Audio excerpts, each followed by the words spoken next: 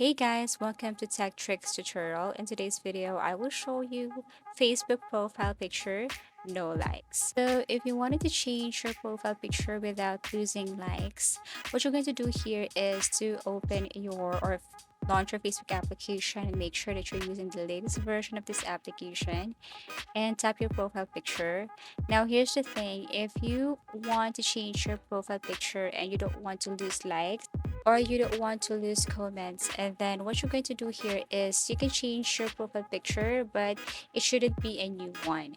So, if you import or change your picture from any of your gallery, I mean, if it's a new picture, then probably this method won't work. However, if you change your profile picture, you need to select from your previous profile pictures. Okay, so go to photos, suggested photos, uploads, and then these are the pictures that I have uploaded here on my Facebook. So make sure that you have selected one, and then you can tap this box if you want to share your update news feed or not. You can just simply untick this box.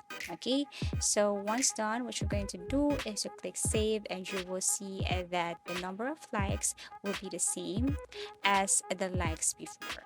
So that's it. It's the same thing. Same likes, same comments. You didn't lose anything.